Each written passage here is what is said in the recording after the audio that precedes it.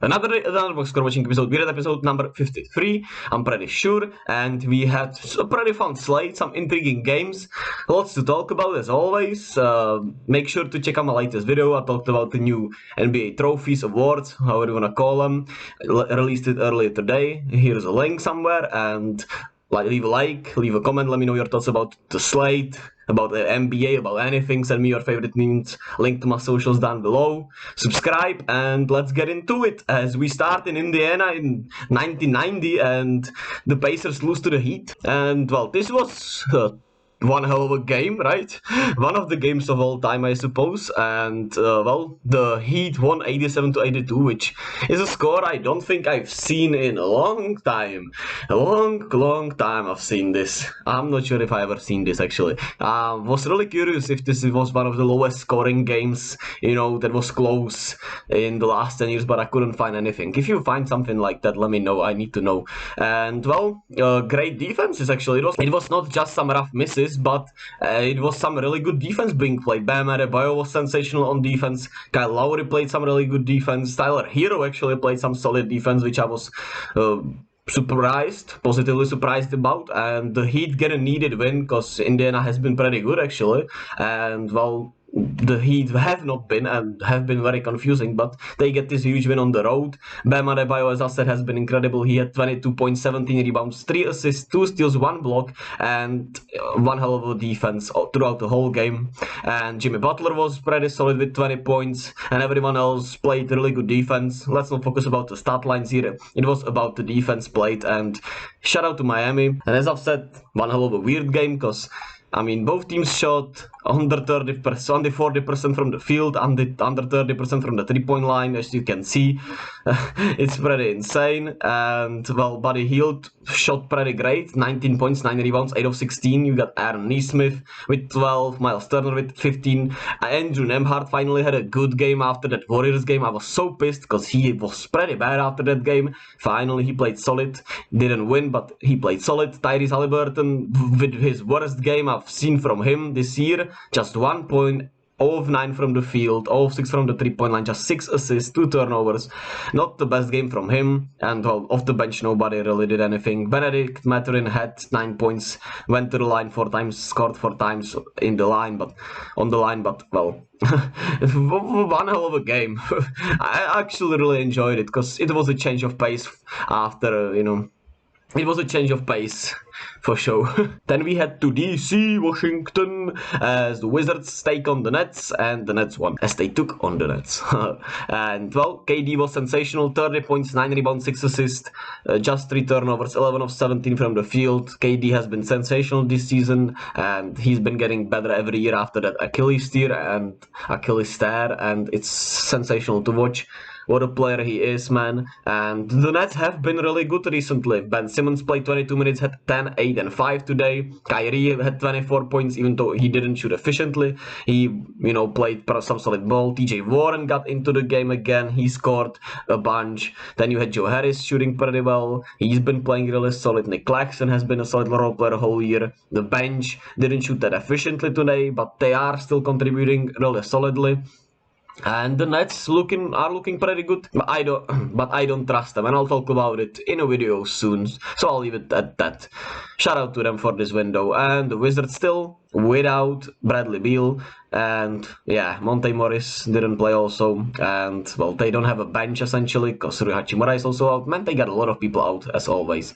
And well, Daniel Gafford is great. He plays 20 minutes, 10 and then 10. Shout out to him. I really like his game. Will Barton was sensational with 22, 7 and 7 off the bench. And the starters, well, Corey Kispert didn't show up. You got Porzingis, just 20 points in 24 minutes. He didn't play that well, 5 turnovers, minus 22, and Kyle Kuzma at least got his 20 also, but he didn't play that well either. Well, not the Wizards are just Kristaps Porzingis, of course. I don't know how I forgot to mention this, but he had to leave the game once, then he had to leave the game again as he returned. It was in the first quarter, then he returned, and he had to leave the game again. Hopefully it's nothing too serious, but well, the Wizards are kinda cursed with injuries a little bit, right? So let's hope for the best for Kristaps, man, because he's been balling out this year. Then you have the Memphis Grizzlies blowing out the Hawks that, I mean, missed a lot of players. The Hawks didn't have Trae Young, didn't have Clint Capella, still John Collins is out, and well, it looked like it, right? DeAndre Hunter had played on his minute restriction. He at least, gets back into shape more. You got the young guys playing. AJ Griffin had 13 points, and well, the bench mob could play. I got to see my guy with Krejci play 15 minutes, which I liked, and he was pretty okay in those minutes. So that was pretty good for Atlanta as well. They basically punted this game, right? And the Memphis Grizzlies didn't have Ja Morant, but I always said it, the Grizzlies are great without their stars. No matter who it is, they play great because they just have the next man up mentality, and they are great at it. You have Jaren Jackson Jr. who's playing incredible defense. He had 8 blocks tonight, 15 points, and he's all NBA. All NBA, all defense first team player, man, and one of the DPOY candidates for sure. The defense has been much solid and so good since he returned. You got Tyus Jones, who when he steps into the starting role, he's always sensational. He had 22 points, 11 assists in 25 minutes. The bench was solid. The starters played incredibly, and that's a recipe, you're not gonna lose when you're shooting 60% from the field, right? So, shout out to the Grizzlies, man. They scare me as a Warriors fan. I gotta admit, man, they scare me. And it's rough to talk about Dallas because we know what they are. They shot 54 threes, made 22 of them, 40% from the 3-point line. And Luka is great, 38, 11, and 8. He was really good today. They fixed not fixed, but they shot much better from the free throw line, 21 of 25, 84%, which we all know what happened against the Bucks, and I mean, a great win. The offense was great, the defense wasn't great, and it's kind of boring to talk about these Mavericks because the issues are clear. The roster is not great, and there are problems that we all know about, and it's just a rough watch to me, man. When Luka is cooking and not complaining, it's fun, but otherwise it's such a weird team to watch, man. And those 10 million wasted on JaVale McGee are, well, not the greatest. Shout out Reggie Bullock, man, he had 12 points, you love to see it. Then we head to San Antonio as the Spurs are now on a 3-game winning streak as they beat the Cavs. And it was the bench mob that won the game for San Antonio, as Josh Richardson had 24 points, 9 of 13 from the field. He had 5 3-pointers. Then you have Devin Vassell off the bench as he is still on a minute restriction after the knee injury. He's been on the bench for the past 2 games. He was 7 of 14 from the field. He was clutch down the stretch, 16 points. You get Charles Bassey, who had 6 and 11, and then you got Keldon Johnson, who these shooting splits have been pretty common with him this season, especially after the great start. He had 21 points, though. Shout out to him. Still a better game than, at least, I guess. I don't know. Trey Jones had 15. You got the starters pretty solid. Isaiah Roby had 9 and 3 in his 14 minutes. I was pretty impressed with him. And a good winning streak for San Antonio, even though, Wembanyama tank, so they don't want a winning streak probably anyway, but whatever, man, right? The Cavs, you got Lamar Stevens out there playing 24 minutes, just 3 rebounds, 1 turnover. Not the greatest starting, from him, but, Darius Garland has not been shooting that well, and has been pretty poor from the field lately. I still feel his impact is pretty great, but the shooting has to be better, because they are creating great looks, but they are prone to just, be really hot and cold sometimes. And when they get cold, it's really nasty. Because, we've seen those games against Toronto, and I'm not sure who was the second game was against, but they pretty much couldn't score, even though they were not, getting bad looks. And this was pretty much the same until the 4th quarter, where they finally started hitting. Donovan Mitchell had 28, but that, the ending was pretty crazy when Donovan Mitchell got blocked by Keldon Johnson. Then you had Darius Garland out there. Well, then Darius Garland missed a wide open 3. Donovan Mitchell rebounded it. He didn't think to call a timeout, which I thought was crazy, but I understand in the heat of the moment you don't think about that way. But man, weird ass ending, and the Spurs got it done in the end as he turned the ball over, or he just threw it away. And the best thing for him is that Caris LeVert played great. After those 2 games he started, he played great off the bench today with 23 points, and this is what they need, really, right? Kevin Love returned. He didn't play great, but he played just 13 minutes, which I thought was a great idea. But the bench needs to be overall better, right? You got Caris LeVert finally maybe figuring it out, but you need something more from these guys, and well, Lamar Stevens has to do something also. So There's that, right? Evan Mobley had 17, 13, and 4, which is also great. Jared Allen had 16 and 7. Some great performances, just need to tighten up. The Cavs just need to, get around the edges, get some things better, and they'll be fine. Then you have the Portland Trail Blazers blowing out Timberwolves as they improved to 15 and 12 and are playing great basketball. And I really focused on Minnesota's defense because I saw this video about their defense, and it's still looking rough. It's still looking rough. There are a lot of, mental lapses, some really undisciplined, defense, and I saw that last year they had Jared Vanderbilt closing out on those threes when they played the switch bigs and they showed them, they hedged, they ran around the edges with those pick and roll defenses, and now you have Kyle Anderson,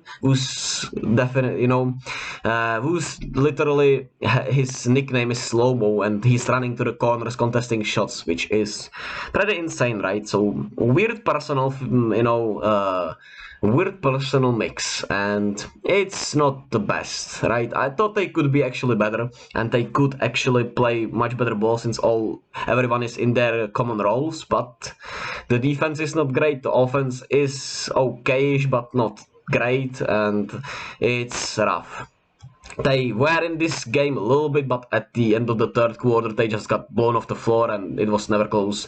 And, well, when Dame is going like this, you're going to get torched in either way, but you maybe should throw a different defense at him then, or, I don't know, man. I just don't know. I guess I don't know basketball. And, yeah. D'Angelo Russell 23 and 8, Rudy with 16 and 20, 17 points for Anthony Edwards, Nasri with 10 off the bench, 17 for Jalen Noel off the bench. Portland, Dame was, cooking, 38 points, 11 threes in just 30 minutes. Shout out to him, one of the best shooting performances we've seen. Still crazy that Clay had 14 threes in 3 quarters, man. Shit's insane. Still can't believe I actually watched that game live.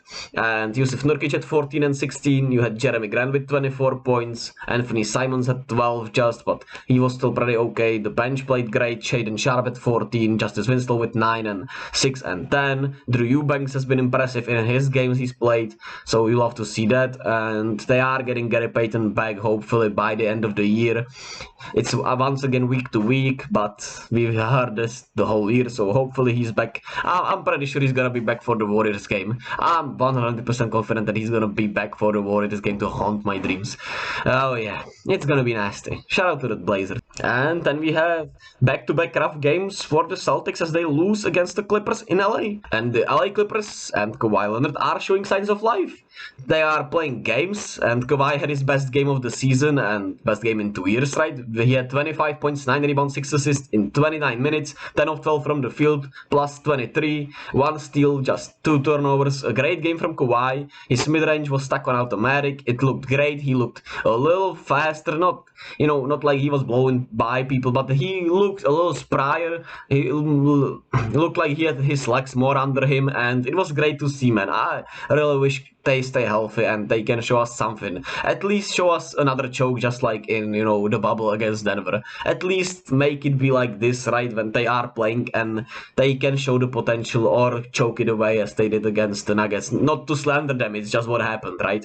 That's just what happened. Just like my Warriors blew the 2016 finals due to some other circumstances, they blew this through some other circumstances, right?